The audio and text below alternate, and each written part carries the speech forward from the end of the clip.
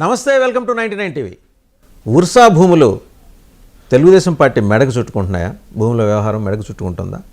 కారణం ఏంటంటే అబ్బూరి సతీష్, కౌశిక్ పెందుర్తి వీళ్ళిద్దరూ ఔత్సాహిక పారిశ్రామికవేత్తలు.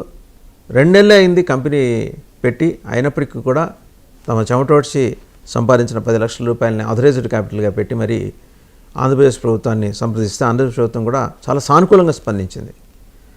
ఇంకా విపరీతంగా సానుకూలంగా స్పందించింది ఎవరంటే కేశినేని చిన్ని గారు, విజయవాడ ఎంపీ. కారణం ఆయన క్లాస్మేట్లో వీళ్ళిద్దరిలో ఎవరో అబ్బూరి సతీష్ గారు ఆయన క్లాస్మేట్ అట. ఒక ఔత్సాహిక పారిశ్రామికవేత్త ఈ దేశంలో సంపద సృష్టించడానికి వచ్చినప్పుడు మనం ఎలా కాదంటాం అని చెప్పి ఆయన కాలికి బలపం కట్టుకుని మరీ ఇండస్ట్రీస్ మినిస్టర్ దగ్గరికి వెళ్ళారు. ఇండస్ట్రీస్ మినిస్టర్ నుంచి మళ్ళీ ఐటీ మినిస్టర్ దాకా వెళ్ళింది. ఎందుకంటే ఐటీ రిలేటెడ్ ప్రాజెక్ట్ కాబట్టి. ఏదో డేటా సెంటర్ అట, 5,600 కోట్ల రూపాయల వ్యయంతో నిర్మిస్తారా, 5,600 కోట్ల రూపాయలు సంపాదిస్తారో చెప్పలేదు. మరి వేరే టాటాకి వచ్చేప్పటికి వాళ్ళు 12,000 ఉద్యోగాలు, వాళ్ళ ఎకరం 99 పైసలు. అది కూడా ఒక రకంగా ఏంటంటే ఒక different kind of gesture. Tata respond అవుతుంది. అసలు ఈ ఉర్సా భూముల విషయంలో బెజవాడ బ్రదర్స్ మధ్య పచ్చగడ్డేస్తే బగ్గుమంటుంది. సో బెజవాడ పాలిటిక్స్ని, ఆ మాటకొస్తే ఏపీ పాలిటిక్స్ని పూర్తిగా కాచి వడపోసిన పొలిటికల్ అనలిస్ట్ లింగంనేని శివరాంప్రసాద్ గారు ప్రస్తుతం మనతో ఉన్నారు. నమస్తే శివరాంప్రసాద్ గారు. నమస్తే. ఏంటి అసలు బెజవాడ బ్రదర్స్ సొంత అన్నదమ్ములు, నాన్నగారు ఆగండి అంటే లేదండి చిన్ని గారు నేను ఆగను నాయన. ఉర్సా భూముల్లో నేను చిన్ని గారి వైపే నేను మాట్లాడతానండి. ఆయన ఒక మంచి మనసుతోటి ఒక 60 ఎకరాలు ఔత్సాహిక పారిశ్రామికవేత్తలు బోర్డుని ఇండస్ట్రీస్ని ఇంటిగ్రేట్ చేసి, సాఫ్ట్వేర్ ఇండస్ట్రీని ఇంటిగ్రేట్ చేసే విధంగా అది తయారు చేసి 60 ఎకరాలు ఇచ్చింది ప్రభుత్వం. ఇవ్వాలని క్యాబినెట్ తీర్మానించింది. ఈయనకు వచ్చిన నొప్పి ఏందండి కేశినేని నాని గారికి? నాకు అర్థం కాదు. ఇండస్ట్రీస్ రాకూడదు, సంపద సృష్టి జరగకూడదు, జనం బాగుపడకూడదు. ఆయన 2 సార్లు ఎంపీ. ఆయన బాధ ఏంటి, ఆయన పెయిన్ ఏంటండి అసలు? ఇప్పుడు ఒకటండి, మీరు అందరూ సరే వాళ్ళిద్దరి మధ్యలో, అన్నదమ్ములిద్దరి మధ్యలో ఆస్తి తగాదాలు మాత్రం ఏం లేవు. అదేమి వాళ్ళకి ఆస్తి తగాదాలు ఏం లేవు, దాని గురించి ఏం అక్కర్లా. సరే, అభివృద్ధి అంటే అసలు విజయవాడ పార్లమెంట్కి అభివృద్ధి అనేది చూపించిన వాడే కేశినేని నాని. అభివృద్ధి, సంక్షేమం 2 మిగిలిన పార్లమెంట్ నియోజకవర్గాలు ఎలా ఉన్నా వాటిలన్నింటినీ మించి దేశంలో ఒక ప్రత్యేక నియోజకవర్గం కింద తీర్చిదిద్దింది కేశినేని నాని. దాంట్లో ఏమాత్రం అనుమానం లేదు, ఎవరికి సందేహం కూడా లేదు.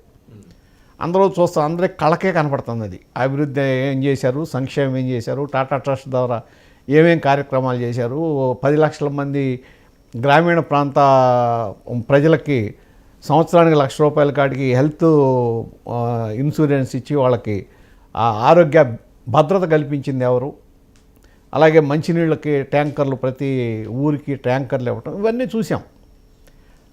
దాన్ని బట్టి చూస్తే ఏంటంటే బేసికల్గా ఆయన మనస్తత్వం అభివృద్ధికి వ్యతిరేకం కాదు, అభివృద్ధి కావాలనే మనస్తత్వమే. ఇక్కడ దీనికి వచ్చింది ఏంటంటే ఆయన ఏం వద్దనలా, క్వశ్చన్ చేశాడు. ఏదంటే మీరు ఇందాక అన్నారు కదా, వర్షా భూములు, వర్షా దానికి 60 ఎకరాలు క్లస్టర్ ప్రైవేట్ లిమిటెడ్ ఏదో ఉంది కదా, దానికి ఇవ్వటం కోసం వచ్చినప్పుడు అసలు ముందు దాన్ని బయట పెట్టింది ది వైర్. అది మొత్తం ఇన్వెస్టిగేట్ చేసి జాతీయ మీడియాలో మొత్తం వచ్చేసింది. అది వచ్చినప్పుడు చూస్తే చూసారా, ప్రశాంత్ భూషణ్ కూడా ట్వీట్ చేశాడు, ఎట్లా చేస్తారు 2 నెలల పురిటి బిడ్డకి ఎట్లా ఇస్తారని చెప్పి ట్వీట్ చేసి. అంటే ఇక్కడికి వచ్చేదాడికి ఏమైందంటే టాటాకి ఇచ్చారంటున్నారు, మీరు 99 పైసలకి ఇచ్చారంటున్నారు. ఒకటి ఊరికే ఇచ్చినా తప్పులేదు. కారణం ఏంటంటే అండ్ ఊరికి ఇచ్చినా తీసుకునే రకం కాదు టాటాలు. వాళ్ళు అంతకంత పెడతారు, అంతకంతా మీకు బెనిఫిట్ చూపిస్తారు. వాళ్ళు ఎంత ఇన్వెస్ట్ చేస్తే, నాకు తెలిసి ఏంటంటే బేసికల్గా వాళ్ళు ల్యాండ్ కొనడానికి వ్యతిరేకం అండి. అంటే టాటాస్ ఇప్పుడు ల్యాండ్ కొనరు, డెవలప్ చేస్తారు. కానీ అట్లా చాలా కంపెనీలు ఉన్నాయి, పెద్ద పెద్ద కంపెనీల్లో చాలామంది ల్యాండ్ కొనరు కానీ డెవలప్ చేస్తారు. బాగా దాంట్లో ఎంప్లాయ్మెంట్ క్రియేషన్ అవుతుంది, రాష్ట్రానికి మంచి జరుగుతుంది. ఇప్పుడు వాళ్ళు హామీ ఇచ్చారు, 12,000 ఉద్యోగాలు ఖచ్చితంగా ఇస్తారండి. వాళ్ళు ఇస్తారు, దాంట్లో ఏం అనుమానం లేదు. ప్రూవెన్ ట్రాక్ రికార్డు ఉంది. 48,500 కోట్ల పైన ఒక సంవత్సరానికి వాళ్ళకి లాభం వచ్చింది. వాళ్ళ ఇన్కమ్ అది, వాళ్ళ source of income. And Tata group మొత్తం కూడా అండి నోన్ ఫర్ దేర్ ఇంటిగ్రిటీ. వాళ్ళ కేసులో దాంట్లో ఏది ₹1 లంచం ఇవ్వటం కానీ లేకపోతే మొదటి నుంచి ₹1 లేదా వెళ్ళటం కానీ అసలు చేయరు. మహానుభావుడు వెళ్ళిపోయిన రతన్ టాటా గారు ఈ స్టూడ్ బై వాల్యూస్.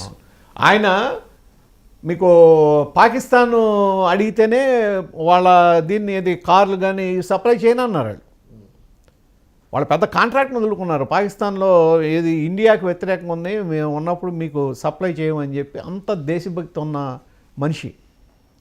అంత మీరు చూశారు కదా, ఆయనకున్న ఆస్తుల్లో వాళ్ళంతా ట్రస్టులకే ఇచ్చేశారు. సరే, అటువంటి కంపెనీకి ఇచ్చారంటే ఒక అర్థం ఉంది, ఎందుకంటే ఒక గౌరవం, రాష్ట్రానికి ఒక గౌరవం వస్తుంది. ఎట్లా మీకు తెలంగాణలో మొదట్లో మైక్రోసాఫ్ట్ వచ్చిన తర్వాత ఐటీకి ఇక్కడ ఒక అడ్రస్ లాగా వచ్చిందో, ఇప్పుడు వైజాగ్ ఎప్పుడైతే మీకు టీసీఎస్ వచ్చిందో ఈ ఐటీ కంపెనీస్ అన్నిటికీ అదొక అడ్రస్ లాగా తయారవుతుంది ఆంధ్రప్రదేశ్లో. సో దీనికి అసలు పొంతం లేదు. ఇప్పుడు వరుస చూసుకుంటే ఏముందని ఇచ్చారు? ప్రమోటర్స్ ఏమన్నా గొప్పవాళ్ళ? ప్రమోటర్స్కి బాగా ఇది వాళ్ళు ఏదో చెప్తున్నారు, ఏది మా నెట్వర్త్ ఎంత, నెట్వర్త్ కాదు, మీ దగ్గర అసలు ఎంత ఉంది? 10 లక్షలు ఉంది కదండి ఆథరైజ్ క్యాపిటల్ చూపించి ఇంకేం కావాలి? ఆథరైజ్ క్యాపిటల్ సార్ చదువుకున్న మీరే ఇలా మాడితే ఎట్లా? 10 లక్షల రూపాయలు సరిపోదా సార్? 10 లక్షల రూపాయలు సరిపోతుంది దేనికి? కాగితాలు కూడా చాలదు. వాళ్ళు ఒక దాదాపు 8 నెలలు 9 నెలలు అయింది కదా యుఎస్లో కంపెనీ పెట్టి. వాళ్ళ ట్యాక్స్ పేమెంట్ ఎంత అండి యాజ్ పర్ యుఎస్ఆ? $300. అంటే కమ్స్ అరౌండ్ 24,000. $300 ట్యాక్స్ పే చేశారు. అక్కడేం కార్యకలాపాలు లేవే. ఈ మధ్యలో మీరు ఏమన్నా ఇక్కడ ఇచ్చే కార్యకలాపాలు చేసి దాంట్లో కొంత డెవలప్మెంట్ చూపించి లేకపోతే ఉద్యోగ కల్పన చేసి ఏదో పెద్ద కంపెనీ అన్నారు, చూస్తే 10 మంది లేరు. ఇప్పుడు మీ టీవీ ఛానల్ ఎంతమంది ఉన్నారండి? 200 మంది ఉంటారు కదా, 200 పైన ఉంటారు. 10 మంది. మీ 200 మంది ఎక్కడ ఉన్నారు? ఒక బిల్డింగ్లో ఉన్నారా? ఈ మొత్తం కలిపితే ఎంత ఉంటుందో 2,000 గజాలు 3,000 గజాలు ఉంటుంది ఈ బిల్డింగ్. 60 ఎకరాలు ఎందుకండి? ఏం కడదామని? భవిష్యత్ అవసరాలు ఎప్పటికీ. ఇప్పుడు దానికి మీరు సమర్థించుకోవటానికి ఒక బేస్ ఉండాలి కదా. అక్కడికి వచ్చేదాడికి మీరు ఎంతమంది ఎంప్లాయ్మెంట్ క్రియేట్ చేశారు అమెరికాలో? ఏం లేదు. ఎక్కడికి వచ్చేటప్పటికి పోనీ మీరు ఏమన్నా ఒక 2,000 కోట్లు లేకపోతే 1,000 కోట్లు మీరు చిన్న అవుట్ ఆఫ్ బాక్స్ కాకుండా, అంటే ఒక చిన్న ఇది చెప్తాను. ఒక సినిమాలో దగ్గుబాటి వెంకటేష్ నటించిన వాసు అనే సినిమా ఉంటుంది. అందులో వాసు అనే పేరు మర్చిపోయాను. ప్రకాష్ రాజ్ తండ్రి, వెంకటేష్ ఏమో ఆయన కొడుకు. ఏమో అనుకుంటున్నావు అని అడుగుతాడు. IAS, IPS. ప్రకాష్ రాజ్ కాకపోవచ్చు. ప్రకాష్ రాజ్ అడుగుతాడు వీళ్ళ ఇంటికి వచ్చినప్పుడు, వీళ్ళ ఫాదర్ వేరే ఎవరు, చంద్రమోహన్ తండ్రి ప్రకాష్ రాజ్ అడుగుతాడు. అంటే ఐఏఎస్, ఐపీఎస్, ఇలా ఇంకో ఐఆర్ఎస్, ఇవి అవ్వాలనుకుంటున్నా కానీ అవ్వలేదండి అని. అట్లా ఇప్పుడు వీళ్ళు చెప్తారు. వాళ్ళు పాపం వాళ్ళు మీరు ఎంకరేజ్ చేయాలి సార్. అనేది ఎంకరేజ్ చేయాలి, ఖచ్చితంగా ఎంకరేజ్ చేయాలి. ఏ కంపెనీ అయినా ఎంకరేజ్ చేయాలి. ఎవరు పెట్టుబడి పెడతామన్నా ఎంకరేజ్ చేయాలి. కానీ ప్రజల సొమ్ముని ఇవ్వకూడదు కదా, దారాత్వం చేయకూడదు కదా. వీళ్ళు ఎవరుతూ ఉత్సాహం ఉరకలేస్తూ వచ్చిన వాళ్ళ ఆశల మీద మీరు నీళ్ళు. అదేనండి నేను అంటున్నాను. ఇప్పుడు అట్లా కాదు, మీకు ఆర్థిక సామర్థ్యం ఉండాలి. అది పెద్దగా లేదని అర్థం. వాళ్ళు చెప్తున్నారు కదా మేము తెచ్చుకుంటాం, మీకు ఎందుకు, మీరు ఎక్కడ తెచ్చుకుంటారని. ఇప్పుడు నేనున్నానండి, సపోజ్ ఇప్పుడు నేను ఎవరో బ్యాంక్ దగ్గరికి అప్పుకెళ్ళాను, నాకు కావాలి అన్నాను, నేను ఒక ఇల్లు కొనుక్కుంటున్నాను, నాకు ఈ ఇంటికి అప్పు కావాలన్నాను, ఎట్లా కడతారు, రీపేమెంట్ ఏంటని అడుగుతారు కదా. రీపేమెంట్ ఏంటని అడిగితే నేను ఇట్లా వాసుదేవన్ గారి దగ్గర అప్పు తీసుకుంటాను ఓ 10 లక్షలు అంటే ఏ విధంగా తీసుకుంటారో అని అడుగుతారు. లేకపోతే ఆయన సోర్స్ చూపించండి అని అడుగుతారు. అవును కదా. అంతేగాని గాలిలో దీపంలాగా ఊరికే చెప్పింది నమ్మేసి ఇవ్వరు కదా.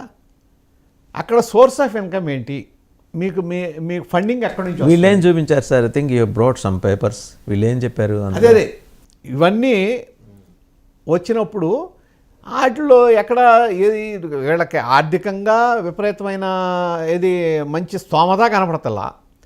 ఇంతవరకు ఎంప్లాయ్మెంట్ క్రియేట్ చేసిన ఏది పెద్ద చేసిన బ్యాక్గ్రౌండు లేదు. సరే, ఇప్పుడు మీరు అంటారు కదా పేపర్స్ అనేది, ఇది ఎవరైతే ప్రమోటర్స్ ఉన్నారో ఆ ప్రమోటర్స్ యొక్క వాళ్ళకి సంబంధించిన వివరాలు కానీ వాళ్ళ ఇంటిగ్రిటీ కానీ వాళ్ళ ఇంటిగ్రిటీ ఉందా లేదా అన్న దాంట్లో ఇప్పుడు ఇక్కడ ఉంది అబ్బూరు సతీష్ గారు అని ఆయన వచ్చాడు కదా, వాళ్ళకి నాకు ఏం సంబంధం లేదని మామూలుగా కేశినేని చిన్ని గారు అంటున్నారు. ఓకే, సంబంధం లేకపోవచ్చు, ఉందని నేనేం చెప్పట్లేదు.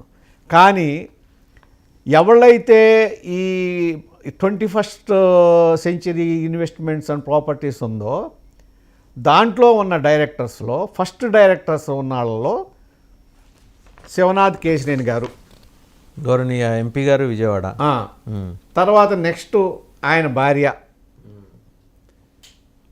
తర్వాత ఇంకొక ఇద్దరు ఉన్నారు. అది ఫస్ట్ డైరెక్టర్స్. తర్వాత పాస్ట్ డైరెక్టర్స్ అన్నమాట వీళ్ళందరూ. తర్వాత వచ్చిన వాళ్ళు ఎవరు? అబ్బూరి రామకృష్ణ అన్న, ఎవరికి? అబ్బూరి సతీష్ గారి అన్న. తర్వాత రామకృష్ణ గారి భార్య అనుకుంటా, అంటే వాళ్ళ కుటుంబ సభ్యులు వీళ్ళు ఉన్నారు. వీళ్ళు ఉన్నప్పుడు ఆ కంపెనీ బ్యాక్గ్రౌండ్ ఏంటి, ఆ కంపెనీ పెర్ఫార్మెన్స్ ఏంటంటే ఆయన స్టెప్ డౌన్ కదండి కేశినేని నాని చిన్ని గారు. ఓకే, బయటకు వచ్చారు. అదే బయటకు వచ్చారు. కానీ ఎట్లా వచ్చారు? 670 పైన కేసులు ఆ కంపెనీ మీద ఉన్నాయి. 670 పైన కేసులు ఆ కంపెనీ మీద ఇవాళ అన్ని కేసులు యుఎస్లో కానీ ఇక్కడ కానీ లేకపోతే వాళ్ళ కంపెనీస్లో కానీ ఇన్ని ఉన్నాయి. తర్వాత ఈయనేమన్నారు అబ్బూరి సతీష్ గారు, నాకు సంబంధం లేదు అన్నాడు. ఓకే, మీ అన్నగారికి మీకు సంబంధం లేదు, మీ అన్నయ్య గారు వేరు మీరు వేరు, ఆ కంపెనీకి నాకు సంబంధం లేదన్నాడు. లేనప్పుడు మీకు ఒకటి పంపించాను చూడండి, అదే కంపెనీలో ఈయన ఏజెంట్గా ఉన్నాడు. అబ్బూరి సతీష్ గారు అదే కంపెనీలో ఏజెంట్గా ఉన్నాడు. అంటే ఏంటి ఈ నెక్సస్ ఏంటి చెప్పండి? అర్థమవుతుందో అర్థం అవట్లేదా? మరి అదే రామకృష్ణ గారు వాళ్ళు ఎవడ కనపడతలా, ఇన్వెస్టర్స్ కనపడతలా. ఎవడైతే పెట్టుబడి పెట్టాడో వాడు పెట్టుబడులు అంతా గాల్లోకి వెళ్ళిపోయినాయి. ఎక్కడ అంటే యుఎస్లో, ఇక్కడ అన్ని చోట్ల, యుఎస్ ఇక్కడ కూడా. దానికి సమాధానం ఏం చెప్తారు? అంటే నేను అన్నది ఏంటంటే, మనం వాళ్ళు వచ్చి సొంతంగా పెట్టుబడి పెట్టి ప్రభుత్వంతో ఏమో కుదుర్చుకుని మీరు మాకేం అక్కర్లేదు, ఆ పైన మేము కంపెనీ పెట్టిన తర్వాత మీరు ఏదైతే దాంట్లో మాకు రిబేట్స్ కానీ ఇవి కానీ ఇస్తారు కదా, అవి ఇవ్వండి, అంతవరకే, గవర్నమెంట్ నుంచి మేము అడగలేదంటే పెట్టేసుకోండి. కానీ ఇక్కడ ఏం చేస్తున్నారు? మీరు గవర్నమెంట్ దగ్గర నుంచి మీరు బెనిఫిట్ తీసుకుంటున్నారు. ప్రజలకు సంబంధించిన 60 ఎకరాలు తీసుకుంటున్నారు. ఈ 60 ఎకరాలు దాదాపు ఒక 1000-2000 కోట్లు, 1000 కోట్ల పైన దాన్ని ఈజీగా అంటే స్ట్రాటజిక్ లొకేషన్లో ఉంది. 1000 కోట్ల పైన దాని వాల్యూ వస్తుంది. ఆ 1000 కోట్ల పైన వాల్యూ వచ్చే పొలాన్ని, భూముల్ని ఇక్కడ నేను అనేది ఇంటిగ్రిటీ లేని ఇన్వెస్టర్స్కి, పెర్ఫార్మెన్స్ లేని కంపెనీకి ఎలా ఇస్తారు? అంటే ఇప్పుడు మీరు చెప్తున్న ఆయన ఎవరు ఇన్వెస్టర్ దొరకట్లేదని అన్నారు కదా, పేరు చెప్పారు, రామకృష్ణ గారు, అబ్బూరి రామకృష్ణ గారు. ఎక్కడండి ఆయన నేటివ్? ఆయన ఇక్కడే ఉంటారు అనుకుంటా, ఇండియాలోనే ఉంటారు. కానీ ఎవరికి దొరకట్లా. చూస్తేనేమో కోట్లు ఇవ్వాలి ప్రజలకి. అక్కడ ప్రజలకు కాదు, ఇన్వెస్టర్, ఇది ఎవరైతే పెట్టుబడి పెట్టారో వాళ్ళకి, వాళ్ళ స్నేహితులు కానీ దగ్గర వాళ్ళు కానీ అందరూ. దాంట్లో కేశినేని చిన్ని గారు వాజ్ పార్ట్నర్ అండి అప్పట్లో, మొదట్లో. అదే మీకు చూపించే కదా, అది కంపెనీ నుంచి వచ్చింది. అది నేను అనేది ఇప్పుడు ఇవాళ ఉందా లేదా కాదు, మీకు సంబంధం లేదంటున్నారు కదా, సంబంధం ఎస్టాబ్లిష్ అవుతుందా అవ్వట్లేదా అనేది నేను అడుగుతున్నా. మరి సిబిఐకో తర్వాత సిఐడికో ఎవరికో ఇవ్వాలి కదా కేసు. నేను అనేది అదేనండి. ఇప్పుడు ఎంత అవకతవకలు జరిగిన కంపెనీలో, రెండోది వీళ్ళు ఎన్ని కంపెనీలు పెట్టారు, ఎన్ని షట్ డౌన్ చేశారు? అబ్బూరి రామకృష్ణ గారు వాళ్ళు, ఈ అబ్బూరి సతీష్ గారు కూడా. అంటే మీరు ఎప్పుడైతే యుఎస్లో ఒక కంపెనీ పెట్టి దాన్ని రైట్ ఆఫ్ అంటారు కదా చేశారో, దాని మీనింగ్ ఏంటి? మీరు ట్యాక్స్ నుంచి బయటకు వచ్చారు. మరి అటువంటి వాళ్ళకి మీరు ఎంత కాస్ట్లీ ల్యాండ్ ఎట్లా ఇస్తారు, ఎట్లా నమ్మారు? మరి ఇదే వ్యక్తులు అంటే వాళ్ళ దగ్గర ఉన్న విద్వత్తును చూసి లోకేష్ గారు మెచ్చుకున్నారు. అదే నేను అంటున్నా, ఆ విద్వత్తు కూడా కనపడాలి కదా. ఇప్పుడు మీరు ఒకవేళ ఇప్పుడు ఎప్పుడో శామ్ పిట్రోడా ఉన్నాడండి, ఆయన తీసుకొచ్చి రాజీవ్ గాంధీ గారు తీసుకొచ్చి శామ్ పిట్రోడాకి ఇది అప్పచెప్తే ఆయన టెలికమ్యూనికేషన్ బ్రహ్మాండంగా డెవలప్ చేశాడు. ఇది మన ఇవాళ టెలికమ్యూనికేషన్ ఈ విధంగా విప్లవం వచ్చిందంటే కారణం ఆయనే. ఆయనే అటువంటి వ్యక్తి ఆయనేమన్నా నేననేది అవుతాడు. You should allow him to become like that. అవును, చేయమనండి, వాళ్ళ డబ్బులతో చేయమనండి. ప్రజల డబ్బులు ఎందుకు? ప్రజల డబ్బు వాళ్ళ డబ్బులే కదా సార్. 10 లక్షలు ప్రజలు ఎక్కడ ఇచ్చారు? మిగిలిన 60 ఎకరాలు వాళ్ళవి కాదు కదా. వాళ్ళ ప్రభుత్వం ఇంకొకటి కాచుకొని కూర్చుంటుంది కదా. ఇంకోటి అండి, వైజాగ్లో దాదాపు 2 లక్షల చదరపు అడుగులు ప్లగ్ అండ్ ప్లేకి రెడీగా ఉంది కదా. ఇది వీళ్ళకి కావాల్సిన దాంట్లో పెట్టమనండి. ఎక్కడ ఏరియాలో? వైజాగ్లో చాలా చోట్ల ఇది ఈ గవర్నమెంట్ ప్రభుత్వానికి సంబంధించిన వాటిలోనో లేకపోతే వీళ్ళు సెజుల్లా కట్టిన వాటిలోనో ఉంది, ఖాళీలు ఉన్నాయి. వాటిలో పెట్టండి, ముందు ప్రూవ్ చేసుకోండి. మీరు ప్రూవ్ చేసుకోండి. చేసుకున్న తర్వాత అప్పుడు అడగండి గవర్నమెంట్ని. ఇప్పుడు ఇదే కంపెనీ తెలంగాణలో పెడతామన్నారు, ఉత్తరప్రదేశ్లో పెడతామన్నారు. ఉత్తరప్రదేశ్ గవర్నమెంట్ దగ్గర కూడా వెళ్ళారు. వాళ్ళు ఎవరు భూములు ఎందుకు ఇవ్వాలా అంటే వాళ్ళకేం విజన్ లేదా? తెలంగాణ ఇస్తారేమో కదా. ఇవ్వట్లా, భూములు ఎవరు కావాలంటే పెట్టుకోమన్నారు. మరి అటువంటిప్పుడు అక్కడెందుకు ఇదయింది? ఒకటి. వీటన్నిటికన్నా ఇంకోటి, నాకు ఈ ఎవళ్ళైతే అభివృద్ధి వ్యతిరేకం అంటున్నారో, ఎవళ్ళైతే దీన్ని సపోర్ట్ చేస్తున్నారో వాళ్ళకి ఒకటే నా సూటి ప్రశ్న, ఆ ల్యాండ్కి మీరేమన్నా హామీ ఇస్తారా?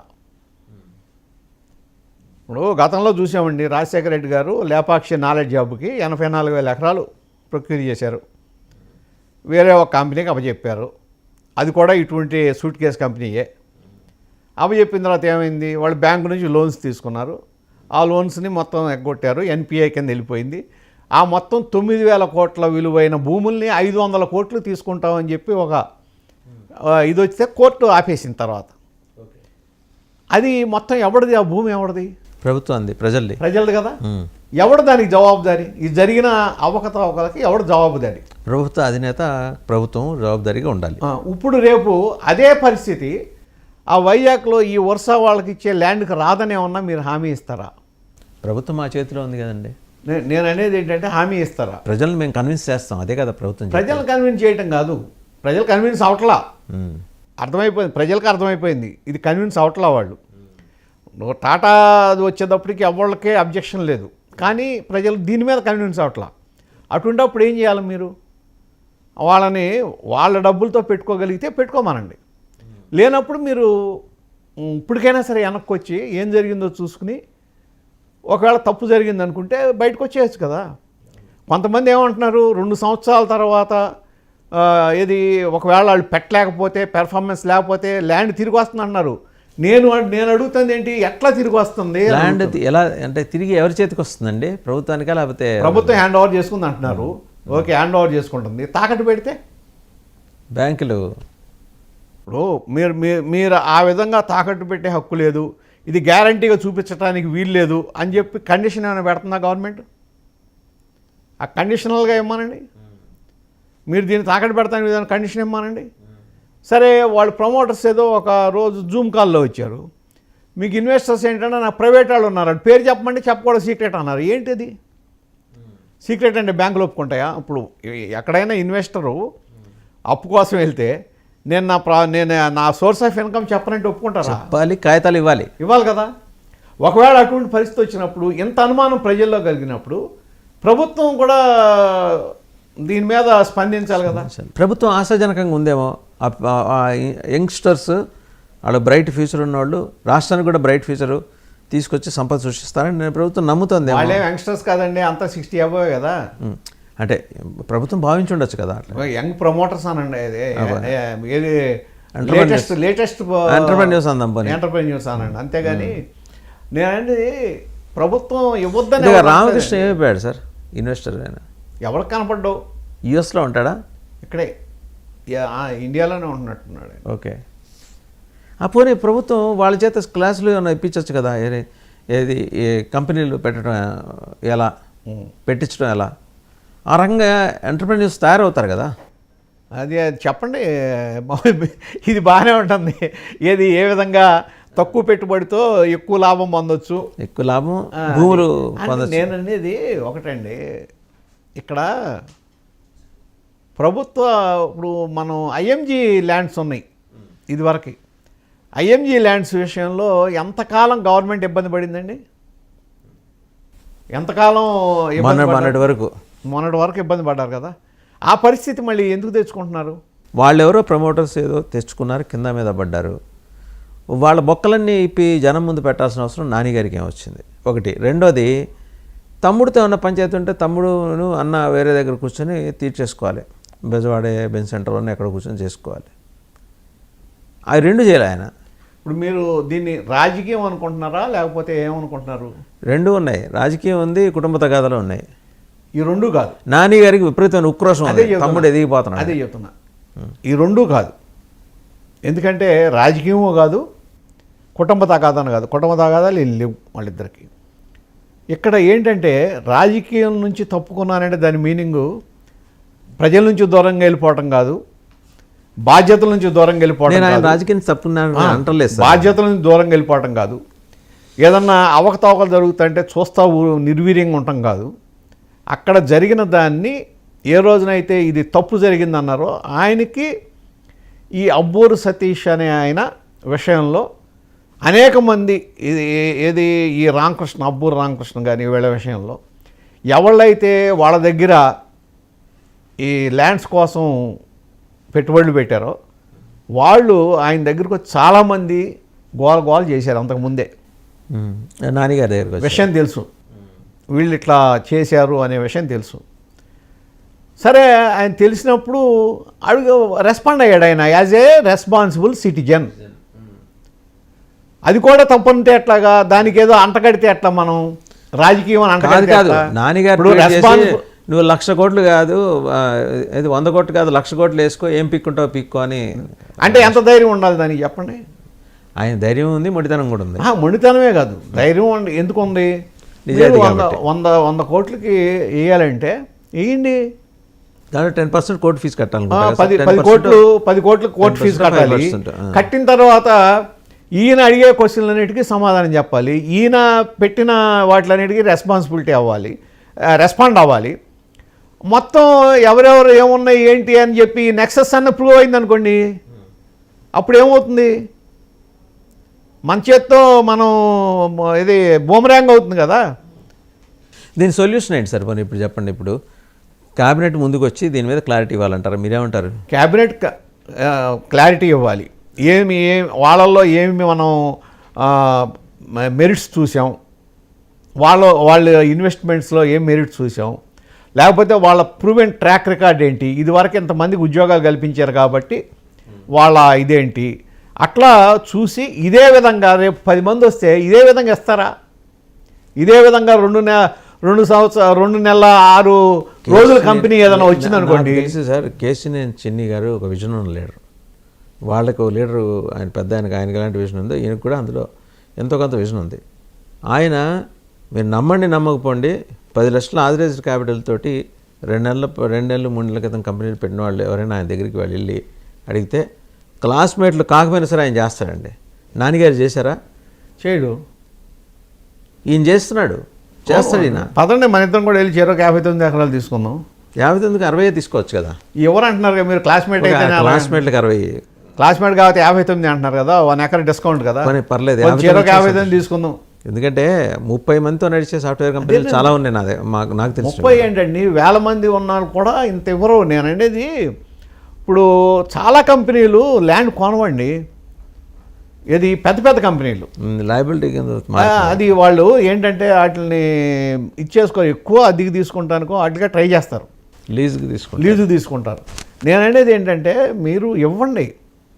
ఆల్రెడీ ఇప్పటికి కొన్ని లక్షల చదరపు అడుగులు ఖాళీగా ఉన్నాయి. అక్కడేంటి మీరు చేయాల్సింది కూడా ఏం లేదు, ప్లగ్ అండ్ ప్లే, ఇమీడియట్గా వెళ్ళి జాయిన్ అయిపోయి మీ ఆఫీస్ ఓపెన్ చేసుకోవచ్చు. వైజాగ్లోనే మీరు ఏఐ పెట్టుకుంటారో ఏం పెట్టుకుంటారో మొత్తం చేసుకుని ఆంధ్రప్రదేశ్ని ఏ హబ్ కింద చేయండి, అప్పుడు అందరూ మెచ్చుకుంటారు మిమ్మల్ని. మీరు మొదలెట్టేసేయండి. దానికోసం ఎందుకు వెయిట్ చేయటం? ఎప్పుడో 2 సంవత్సరాలు బిల్డింగ్ కడటం ఎందుకు, ఇప్పుడు దాకా ఆగటం ఎందుకు? ఆ పరిస్థితి అక్కర్లేదు. మీరు ట్రాక్ రికార్డు మీరు చూపించారనుకోండి, మేమెంత చేయగలమని, ప్రజలే మెచ్చుకుంటారు. అప్పుడు కేసీఆర్ నాని తప్పు, ఆయన తప్పు మాట్లాడాడు, ఆయన తెలియక మాట్లాడాడు, ఈయన విజనే కరెక్టు, ఈయనే విజనరీ, ఈయన బాగా చెప్పాడు అనుకుందాం. కానీ ఇంకొక నాలెడ్జ్, ఇంకొక లేపాక్షి నాలెడ్జ్ హబ్ కాకుండా కాపాడాల్సిన బాధ్యత తెలుగుదేశం పార్టీకి ఉంది. ఏదైతే తెలుగుదేశం పార్టీ ఇదివరకు లేపాక్షి నాలెడ్జ్ హబ్ మీద మనం వైఎస్ఆర్ కాంగ్రెస్ పార్టీని కానీ లేకపోతే రాజశేఖర రెడ్డి గారు కానీ విమర్శించారో ప్రతిరోజు, అదే విమర్శలు ఎదుర్కొనే అవకాశం లేకుండా చేసుకోవాలంటే ఇప్పటికైనా సరే దీని నుంచి వెనక్కి వచ్చేసి వాళ్ళని మీరు పెట్టుకోండి, మాకు అబ్జెక్షన్ లేదు, మీరు ఎక్కడ కావాలంటే అక్కడ ఇప్పుడు రెడీగా ఉన్నాయి బిల్డింగ్స్, లీజ్కి ఇస్తాం, తీసుకోండి, మీరు మీ ట్రాక్ రికార్డ్ మీరు చూపించి డెవలప్మెంట్ చూపిస్తే మేము ఇస్తామని చెప్పండి. అన్ని చోట్లకి వెళ్ళారు కదా, యూపీకి వెళ్ళారు, ఇక్కడికి వెళ్ళారు, ఎక్కడ మీకు ల్యాండ్ రాలేదు. యూపీ సానుకూలంగా స్పందించే అవకాశాలు ఉన్నట్టు తెలుస్తుందండి నాకైతే. స్పందిస్తారు కానీ ల్యాండ్ ఎవరు? 60 ఎకరాల ల్యాండు, 30 ఎకరాల ల్యాండు ఎవరు? అసలు ల్యాండ్ ఎందుకండి? నేను అనేది ఒకటండి, ఒక సాఫ్ట్వేర్ కంపెనీకి అంత ల్యాండ్ అవసరం ఏంటి? వాళ్ళు ఇంకా ఫర్దర్ ఎక్స్పాన్షన్కి వెళ్తారేమో సార్. అప్పుడు తీసుకోండి, అప్పుడు తీసుకోండి. అప్పుడు ఉండాలి కదా సార్. కాదు, అప్పుడు ఎన్ని సంవత్సరాలు అవుతుంది? మీకు ఇప్పుడు ఒక టీసీఎస్ ఉందండి సపోజు, లేకపోతే ఇన్ఫోసిస్ ఉందండి, వాళ్ళు ఎక్కడ పెడితే అక్కడే డెవలప్ అవుతుంది. మీరేం డెవలప్ అయిన చాట పెట్టక్కర్లేదు. అయితే వీళ్ళిద్దరూ మీరు డెవలప్ అయిన చాట పెడతారంటే మీకు బేసిక్గా మీ బ్యాక్గ్రౌండ్ ఏంటంటే రియల్ ఎస్టేట్, అంతేగాని మీరు టెక్నాలజీ గురించి ఆలోచించకుండా రియల్ ఎస్టేట్ గురించి ఆలోచిస్తున్నారనేది అర్థమైపోతుంది అందరికీ. రియల్ ఎస్టేట్ స్కామ్ ఇప్పుడు వైజాగ్లో ఎందుకు చేయాలి? అంటే అక్కడ అమరావతిలో చేయడానికి అవకాశం లేదు కాబట్టి. మరి అదే కదా ఇప్పుడు ప్రజలకి అమరావతిలో ఎప్పుడు వస్తుందంటే మళ్ళీ 44,000 ఎకరాలు ఎక్విజిషన్ అయిన తర్వాత వస్తుంది. అప్పుడు 2 ఎకరాలు తక్కువ 1,00,000 ఎకరాలు అండి. ప్రైడ్ అనిపించట్లా బీయింగ్ అన్ ఆంధ్రేట్ కాదండి. శ్రీరామప్రసాద్ గుండె మీద చేసుకుని చెప్పండి, మీకు గర్వం అనిపించట్లా? 98,000 ఎకరాలతోటి మన రాష్ట్ర రాజధాని నిర్మితం అవుతుంది. అప్ టు బహుశా ఇంకా అవసరం పడితే నాకు 4 లక్షలు కావాలంటే చిత్తూరు దాకా వెళ్ళిపోతారు. నాకైతే 34,323 ఎకరాలు సమీకరణ చేశారు. దాదాపు 20,000 ఎకరాలు ప్రభుత్వ భూమి ఉంది. ఆ 54,000 ఎకరాలు గర్వకారణం. మిగిలింది అనేటప్పటికీ గర్వం కన్నా కూడా భయం ఎక్కువ అవుతుంది. మీకు అలా అనిపిస్తుంది. నారాయణ గారు ఏం చెప్తున్నారు? ఊవిళ్ళూరుతున్నారు రైతులు, మీరు తలుపులు బద్దలు కట్టుకుని లోపలికి వస్తున్నారు. అంటే దాని మీనింగ్ ఏంటి? ఇంతకాలం ఏం చెప్పారు? కొంతమంది ఏమన్నారు? అది 3 పంటల భూమి అన్నారు. 3 పంటలు కాదు, పంటలు పెద్దగా పండని భూమి అని అర్థమవుతుంది కదా. సరే, నేను ఆ డెవలప్మెంట్ ఏం చేస్తారు ఇవన్నీ ఇప్పుడు అప్పుడే అయ్యేవి కాదు. ఉన్న 34,000 ఎకరాలు 50,000 ఎకరాలు డెవలప్ చేయడానికే మినిమం 10-15 ఏళ్ళు పడుతుంది మినిమం. ముందు ప్రభుత్వ రంగ సంస్థలన్నింటినీ వాటి కంపెనీ వాళ్ళ బిల్డింగ్స్ కట్టమనండి.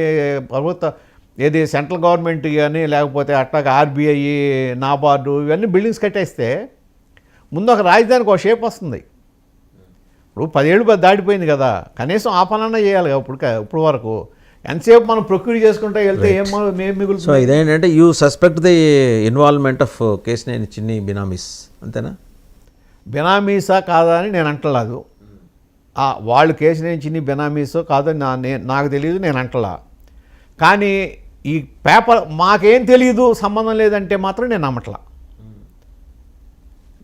ఎందుకంటే నా దగ్గరకు వచ్చిన పేపర్స్, ఇందా మీరు చూపిన పేపర్స్లో వాళ్ళ మధ్యలో సంబంధాలు ఉన్నాయి, సాన్నిహిత్యం ఉందనేది నిరూపణ అవుతుంది. ఆయన ఈ step down as the director కదండి, దాంట్లో ఇంకేం సంబంధం ఉంటుంది? స్టెప్ డౌన్ ఫ్రెండ్షిప్ ఉండకూడదా? నాకు అర్థం కాదు. స్నేహం ఉండకూడదా? నేను కాదంటలేదు కదా, నేను అదే అంటున్నాను. సాన్నిహిత్యం లేదు అంటానికి కుదరదు అంటున్నాను నేను.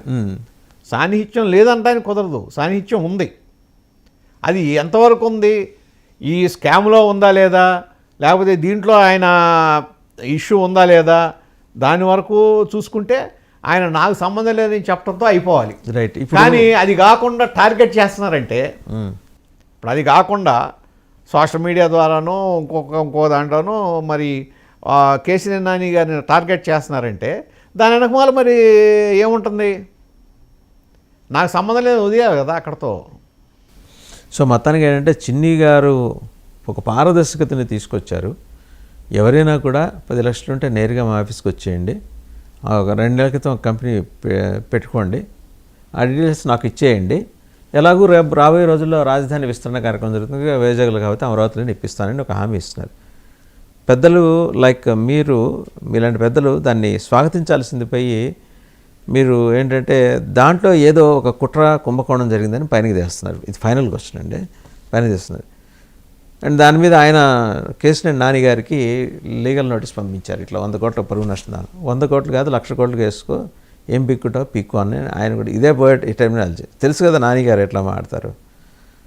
అవసరమా అంటే ఇప్పుడు మీరేంటి ఇద్దరూ కలిసి బెజవాడ జరుగుతున్న రాజకీయాల్ని, ఆంధ్రప్రదేశ్ రాజకీయాల్ని దారి మళ్లించడం కోసం కలిసి ఆడుతున్న నాటకంలో భాగంగా స్క్రిప్ట్ అయ్యి మీరు చాలా సీరియస్ ఇష్యూని చాలా సంకుచితం చేస్తున్నారు. దాన్ని బెజవాడకి ఎందుకు పరిమితం అనుకుంటున్నారు? దాన్ని 5 కోట్ల మంది ఆంధ్రులకు సంబంధించింది, ఆంధ్రప్రదేశ్ రాష్ట్రం యావత్ రాష్ట్రానికి సంబంధించిన ఆస్తిది. ఇవాళ దాంట్లో కనుక స్కామ్ జరిగితే ఆ స్కాముకు సంబంధించిన మొత్తం ఫలితాలన్నీ ప్రస్తుతం ఉన్నవాళ్ళు భావి తరాలు కూడా ఆంధ్రప్రదేశ్లో ఉన్న ప్రజలు అనుభవించాలి. ఒక బాధ్యత గల పౌరుడిగా దాన్ని ఇది కాదు తప్పు అని అంటంలో తప్పు లేదు కదా. ఇది తప్పు కాదనుకున్నప్పుడు ఇదిగో మేము ఈ బేసిస్ మీద ఇచ్చాం. ఇట్లా మామూలు ఇన్వెస్ట్మెంట్ బోర్డు ఉంది కదా, స్టేట్ ఇన్వెస్ట్మెంట్ బోర్డు ఈ విధంగా చూసింది, దీంట్లో వీళ్ళు ఫిట్ అయ్యారు, దీని ప్రకారం వీళ్ళని మేము సెలెక్ట్ చేసాం. అట్లాగే ఇప్పుడు అమెరికాలో ఉంది సెక్యూరిటీస్ అండ్ ఇన్వెస్ట్మెంట్స్ సంబంధించి బోర్డు ఉంది. వాళ్ళ నుంచి ఏం తెప్పించుకున్నారు మీరు? వీళ్ళు దాంట్లో ఏమన్నా డిఫాల్ట్ అయ్యారా, లేకపోతే అన్నీ కరెక్ట్గా ఉన్నాయా, వీళ్ళ అన్నీ కరెక్ట్గా ఉన్నాయా లేవా, ఇవన్నీ ఏమన్నా బ్యాక్గ్రౌండ్ చెక్ చేశారా? అట్లా ఉద్యోగం చేసుకుంటానికి వెళ్తేనే బ్యాక్గ్రౌండ్ చెక్ చేస్తారు, ఏం జరిగిందనే చేస్తారు. అటువంటిది 1000 కోట్ల పైన దాదాపు 1500 కోట్లు అంత విలువ చేసే భూమి ఇచ్చేటప్పుడు బ్యాక్గ్రౌండ్ చెక్ చేయరా మీరు? మరి ఆ చేసింది వాళ్ళు ఇప్పుడు అనుమానం వచ్చినప్పుడు ప్రజలకి మీరు పారదర్శకంగా, మీరు ఇందాక అంటున్నారు కదా పారదర్శకత అని, ఇది పారదర్శకంగా మీరు ప్రజలకు ఎందుకు ప్రభుత్వం చూపిస్తావు? ఇదిగో ఇది జరిగింది, వీళ్ళలో ఈ మెరిట్స్ ఉన్నాయి, వీళ్ళలో ఈ మెరిట్స్ చూసి మేము ఇస్తున్నాం ఇప్పుడు అదే టాటాస్ మీరు టీసీఎస్ అన్నారు, ఎవరు క్వశ్చన్ చేయట్లేదు కదా దాన్ని క్వశ్చన్ చేయట్లా. వాళ్ళు ఎకరం 10 కోట్లైనా ఇస్తారు, వాళ్ళు ఇవ్వగలరు కూడా, వాళ్ళని ఏం క్వశ్చన్ చేయట్లేదు కదా. ఇక్కడ క్వశ్చన్ చేస్తున్నప్పుడు ప్రభుత్వం మీద కూడా బాధ్యత ఉంది కదా, మేము ఆ విధంగా కాదు. నాకు తెలిసి మీరు అన్నది కరెక్టే, ప్రభుత్వానికి బాధిస్తుంది. 2-3 తారీఖులో ప్రధానమంత్రి నరేంద్ర మోడీ గారు కొత్త చెంబుతోటి కొత్త నీళ్లు కొత్త మట్టి తీసుకొస్తున్నారు కాబట్టి కొత్తగా ఇంకోసారి శంకుస్థాపన కార్యక్రమం జరుగుతుంది కాబట్టి అది అయిన తర్వాత శంకుస్థాపన పునఃప్రారంభం అన్నారు. దాని పునఃప్రారంభం ఉందో అంటే కొన్ని తాత్కాలిక భవనాలు కట్టారు కాబట్టి పునఃప్రారంభం, శాశ్వత భవనాల నిర్మాణం. ఆ తర్వాత దీన్ని ఏదో ప్రభుత్వం అడ్రస్ చేస్తుంది, ఖచ్చితంగా ప్రభుత్వం ప్రజలకు వివరణిస్తుందని అనుకుంటున్నాను నాకున్న సోర్స్ ద్వారా.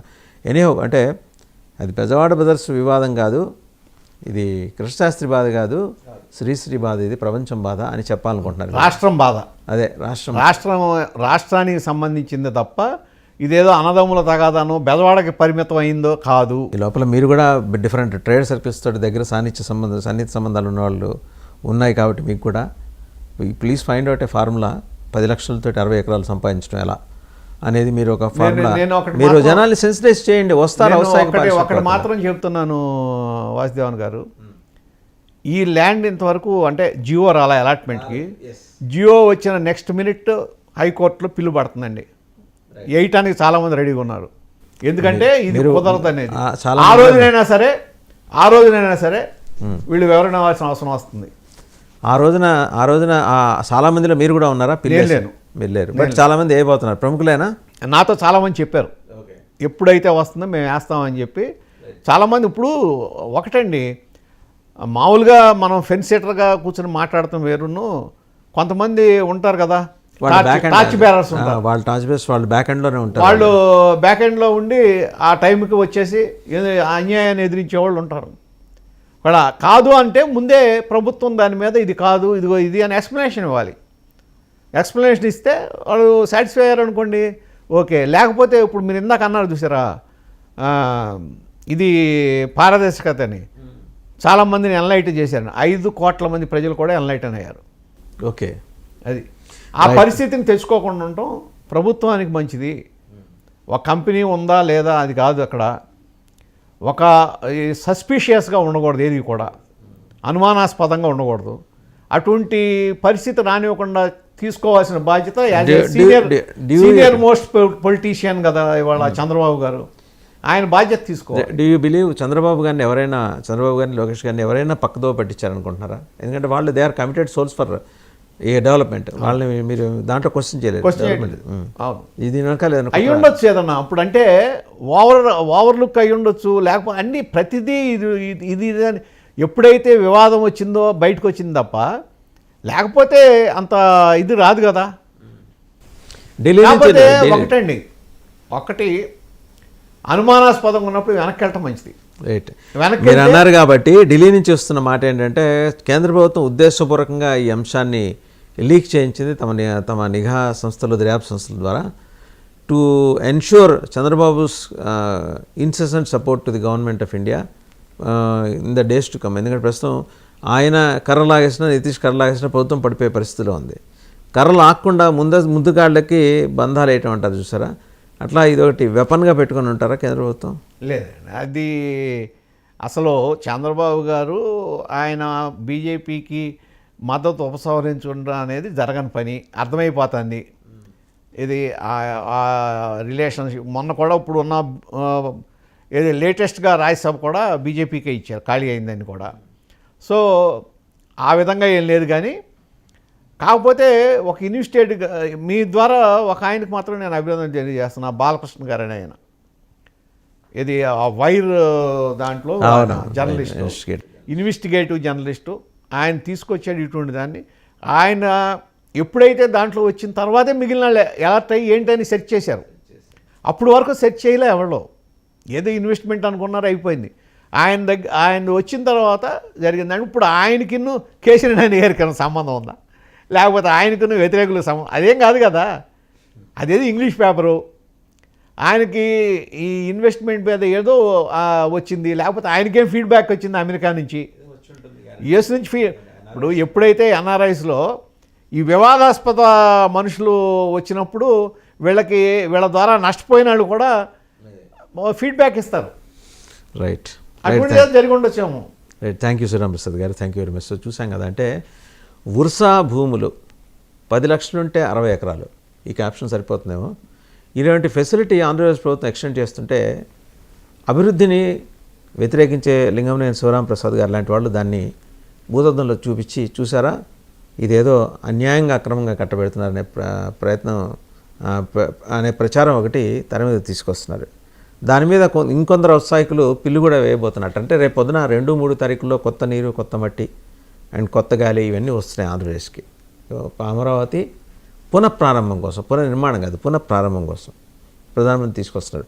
అప్పటిదాకా ఎందుకు లేదు దీని మీద రెస్పాండ్ కావటం, అది అయిన తర్వాత రెస్పాండ్ అవుదాం, ఈ లోపల మీడియాని మాట్లాడుకొనియండి, రాసుకొనియండి అనే ఉద్దేశంలో కూటమి ప్రభుత్వం ఉంది. తమాషా ఏంటంటే ఈ మొత్తం ఎపిసోడ్లో సైలెంట్గా ఉన్నవి 2 పార్టీలు, ఒకటి జనసేన, 2 బీజేపీ. వాళ్ళు ప్రభుత్వంలోనే ఉన్నారు, మరి ఎందుకు క్వశ్చన్ చేయట్లేదు అర్థం కావట్లేదు. గంటా గారి కాన్స్టిట్యున్సీకి వెళ్ళి ఒక అరగంట స్పెండ్ చేసే విష్ణుకుమార్ రాజు గారు మరి దీని మీద ఎందుకు మాట్లాడట్లేదు అక్కడ అర్థం కావట్లేదు. చిన్న చితక వివాదాల కోసం అంతకుముందు సీట్ల దాకా తెచ్చుకున్న అయ్యన్న పాత్రుడు గారు విశాఖ జిల్లా వారే, గంటా శ్రీనివాస్ గారు కూడా విశాఖ జిల్లా వారే.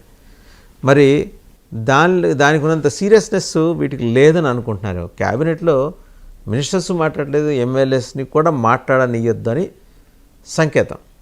ఏదేమైనా అక్కడ 60 ఎకరాల్లో డేటా సెంటర్ వస్తుందా లేదా అనేది రేపొద్దున డీటెయిల్డ్ ఇన్వెస్టిగేషన్ క్యారీ అవుట్ చేస్తేనే వస్తుంది. అవసరమైతే ఇందులో ఈడీ కూడా దూరచ్చు, ఎందుకంటే డబ్బులు ఎక్కడి నుంచి వస్తున్నాయి వీళ్ళకనే దగ్గర. 10 లక్షల పెయిడ్ క్యాపిటల్ మాత్రమే ఉంటే నడిపేస్తామంటే ఊరుకోదు ఏ వ్యవస్థలో.